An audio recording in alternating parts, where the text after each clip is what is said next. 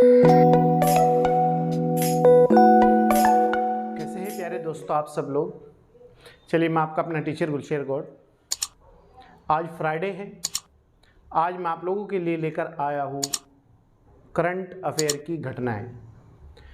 कोई भी हमारा एग्ज़ाम हो, चाहे स्टेट लेवल का हो चाहे सेंट्रल लेवल का हो, उसके बिना करंट अफेयर अगर आप नहीं पढ़ते हैं तो ये मान लो कि आपकी तैयारी कहीं ना कहीं कमी है, अधूरी है आपकी तैयारी। तो अपनी पूरी तैयारी को आगे बढ़ाने के लिए और एक बेहतर तरीके से तैयारी को लेकर चलने के लिए आप करंट अफेयर दिन प्रतिदिन पढ़ें। कोई भी न्यूज़पेपर पढ़े, कोई भी मैगज़ीन पढ़े, चाहे आप घटना चक्र पढ़ ले, प्रतियोगिता दर्पण पढ़ ले, क्रॉनिकल पढ़ ले, या कोई भी मैगज़ीन। मार्केट में बहुत मैगज़ीन है, सबसे अच्छी मैगज़ीन घटना चक्र है आप लोगों के लिए, तो आप वो पढ़ सकते हैं। आपको अपडेट रहना होगा करंट अफेयर से। करंट अफेयर आपके एग्ज़ाम की जान है। आप बिना करंट अफेयर के एग्ज़ाम में अंधे हैं। जब तक आप करंट अफेयर को तैयार नहीं करेंगे तो आपका एग्ज़ाम बेहतर नहीं हो सकता। क्योंकि आज की डेट में एग्ज़ाम में कोई भी चीज़ें हो, चाहे वो ट्रेडिशनल हो चाहे करंट अफेयर हो, करंट अफेयर से ट्रेडिशनल जोड़ता है और ट्रेडिशनल से करंट अफेयर को जोड़ता है। एक दूसरे का रिलेशन बना के एग्ज़ाम में क्वेश्चन देता है और आप लोग वहाँ देखते हैं कि पता नहीं क्वेश्चन कहाँ से आ गया। तो ऐसा नहीं है, क्वेश्चन वहीं से आता है, लेकिन हमारी तैयारी में क्या कमी है, क्या हम कमी कर रहे हैं, इस चीज़ को हमें देखना है और अपनी तैयारी को लेकर आगे बढ़ना है। तो आइए देखते हैं आज की जो हमारी क्लास। इससे पहले आपकी करंट अफेयर की जितनी भी क्लास है वर्ष 2022 जनवरी से लेके अब तक, वो आपकी सब प्लेलिस्ट में पड़ी हुई है। आप वहाँ से जाके अपनी तैयारी को जज करें, आगे बढ़ाएं और ये देखें करंट अफेयर में किस तरीके से एग्जाम में क्वेश्चन बन सकते हैं, क्या घटना हमारे लिए इंपॉर्टेंट है, क्या नहीं है। जो भी आप लोगों के लिए इंपॉर्टेंट घटनाएं हैं वही हम लेकर आपके क्लास में हाजिर हुए हैं और वही आपको हम समझाते हैं, वही पढ़ाते हैं। एक्स्ट्रा कोई भी चीज़ आपको नहीं कराई जाती। करंट अफेयर क्लास 2 सितंबर, आज 2 सितंबर है 2022, ठीक है।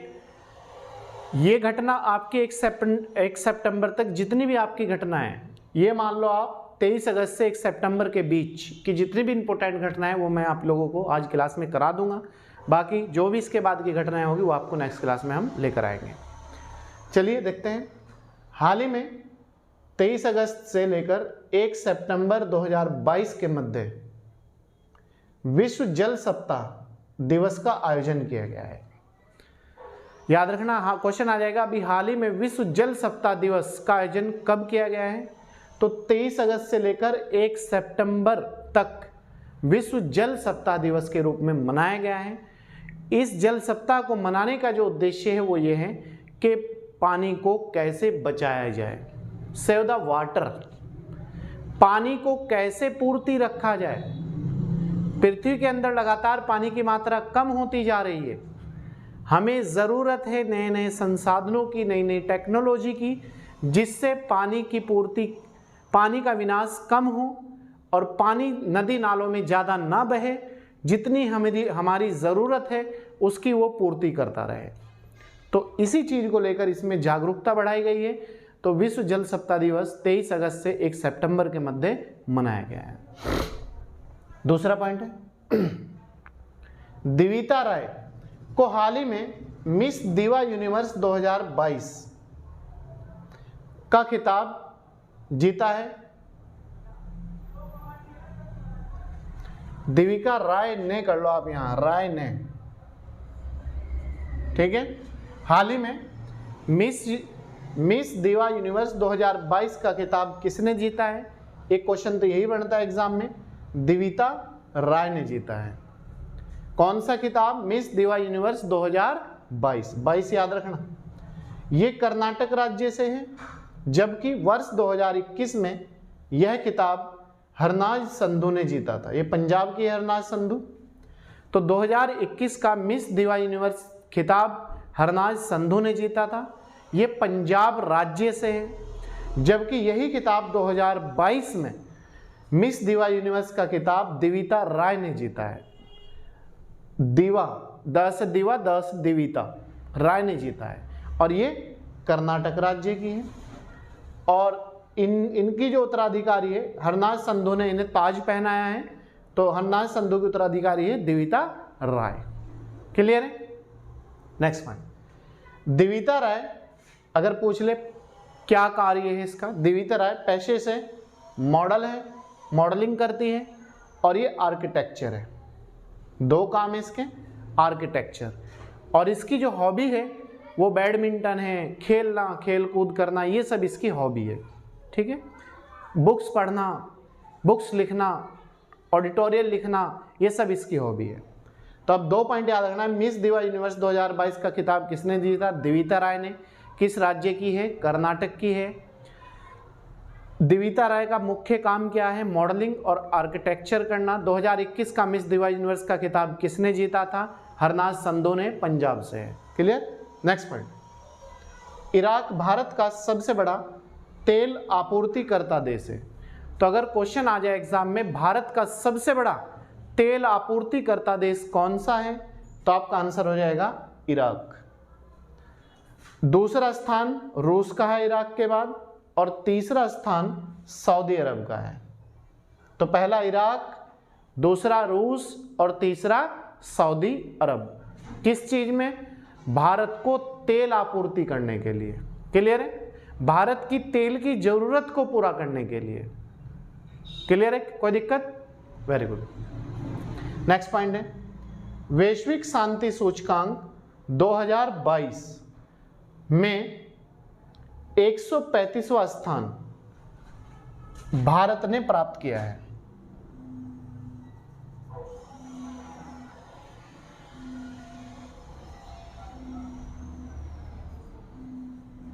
ठीक है,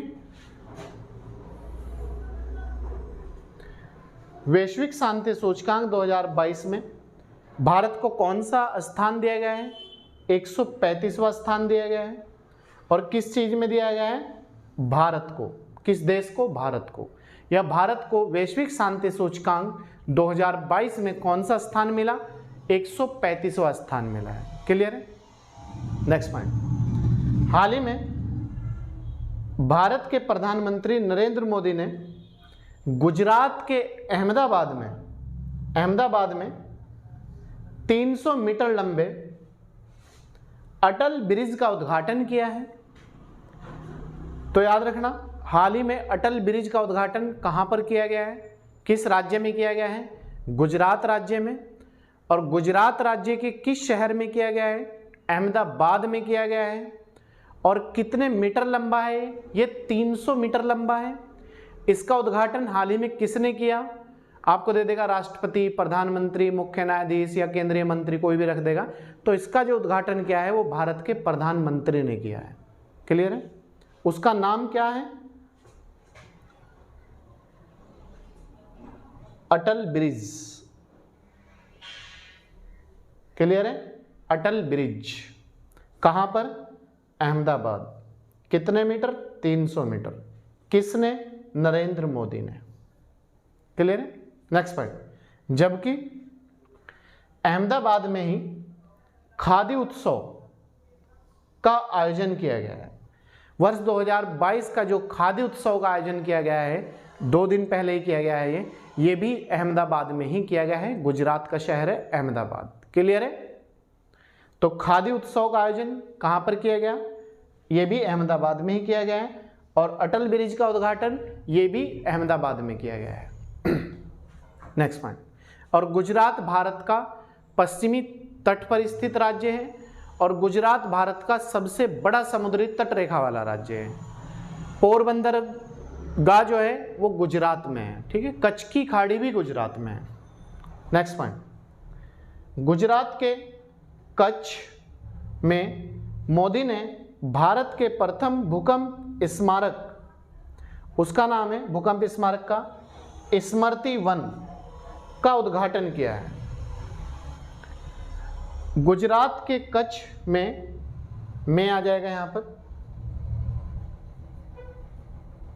कच्छ में पीएम मोदी ने भारत के प्रथम भूकंप स्मारक, उस भूकंप स्मारक का नाम है स्मृति वन का हाल ही में उद्घाटन किया है।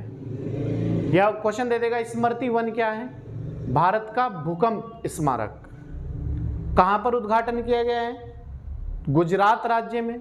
गुजरात राज्य के किस स्थान पर? कच्छ की खाड़ी में। नेक्स्ट पॉइंट, एंजेला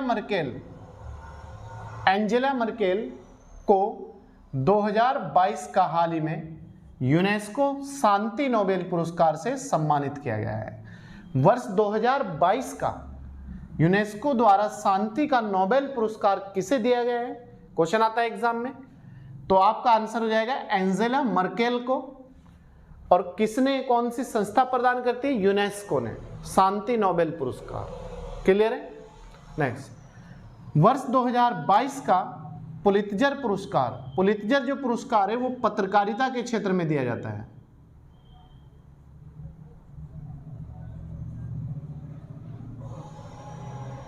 पत्रकारिता के क्षेत्र में दिया जाता है। क्लियर है? जो पत्रकार होते हैं, पत्रकारिता के क्षेत्र में बेहतर काम जिन्होंने किया है उन्हें दिया जाता है पुलित्जर पुरस्कार 2022। तो ये दिया गया है बांग्लादेश की फहमीदा अजीम को दिया गया है। पुलित्जर पुरस्कार 2022 किसे दिया गया है? बांग्लादेश की महिला एक फहमीदा अजीम, उनको प्रदान किया गया है। और इस पुरस्कार की जो शुरुआत हुई थी वो हुई थी 1971 ईस्वी में। पुलित्जर पुरस्कार किस क्षेत्र में दिया जाता है? पत्रकारिता के क्षेत्र में दिया जाता है।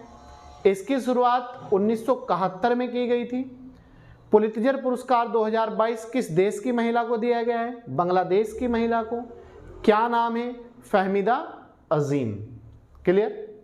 नेक्स्ट पॉइंट, प्रसिद्ध त्योहार ओणम। क्वेश्चन आता है ओणम जो त्योहार है या फेस्टिवल है वो किस राज्य में मनाया जाता है? तो ओणम सितंबर में प्रतिवर्ष केरल में मनाया जाता है। ये केरल राज्य का है ओणम त्योहार। इसे केरल राज्य का कृषि पर्व कहा जाता है। तो क्वेश्चन आ जाएगा एग्जाम में, ओणम जो त्योहार है वो कब मनाया जाता है? ये मनाया जाता है अगस्त के लास्ट में और सितंबर के फर्स्ट में, फर्स्ट पखवाड़ा। अगस्त लास्ट, सितंबर फर्स्ट पखवाड़ा। किस राज्य में मनाया जाता है? किस राज्य का है ओणम त्योहार? केरल का है। केरल का इसे कृषि पर्व कहा जाता है। किसे? ओणम त्योहार को या ओणम नृत्य को। इसे मुख्य रूप से मलयाली हिंदू मनाते हैं। एक मलयाली जनजाति है वहाँ की, वो हिंदू धर्म को मानती है। तो मलयाली जनजाति ओणम त्योहार मनाती है, केरल राज्य का है। इसे केरल का कृषि उत्सव या पर्व भी कहा जाता है। नेक्स्ट पॉइंट, एशिया कप जो अभी हाल ही में खेला गया 2 दिन पहले ही। एशिया कप जो भारत और पाकिस्तान के मध्य खेला गया है, इसमें जो जीत हुई है वो टीम इंडिया जीतती है। टीम इंडिया ने फाइनल जीत करी है। इसमें टीम इंडिया ने पाकिस्तान को 5 विकेट से हराया। अगर पूछ ले एशिया कप किस टीम ने जीता? इंडिया ने जीता। कौन, किसे हराया? पाकिस्तान को। कितने विकेट से हराया? 5 विकेट से हराया। इसी मैच में विराट कोहली ने 100वां T20 मैच खेला है। विराट कोहली ने अपना 100वां T20 मैच पाकिस्तान और भारत के मध्य जो भी खेल खेला गया है इसमें अपना 100वां T20 मैच खेला है। क्लियर है? और विराट कोहली अब तक अंतर्राष्ट्रीय स्तर पर, इंटरनेशनल स्तर पर 100 T20 मैच खेल चुके हैं। अगर पूछ ले एग्जाम में, विराट कोहली ने टोटल अभी तक कितने T20 मैच खेले हैं? 100 T20 मैच खेले हैं। 102 टेस्ट मैच खेले हैं इन्होंने अभी तक। 2022 तक का रिकॉर्ड है ये। अगस्त 2022, तब याद रखना अगस्त 2022 तक का रिकॉर्ड है। 102 टेस्ट मैच खेले हैं और जो वनडे खेले हैं वो 262 वनडे मैच खेले हैं। क्लियर है? तो विराट कोहली ने अब तक अंतर्राष्ट्रीय स्तर पर 100 T20 मैच खेल लिए हैं 2022 तक, अगस्त तक। 102 टेस्ट मैच खेले हैं और 262 वनडे मैच खेले हैं। क्लियर? तो ये थी आज की हमारी इंपॉर्टेंट करंट अफेयर की घटनाएं। जो भी एग्जाम में क्वेश्चन बन सकते इसी तरीके से हम आप लोगों के लिए लेकर आते हैं और लेकर आते रहेंगे।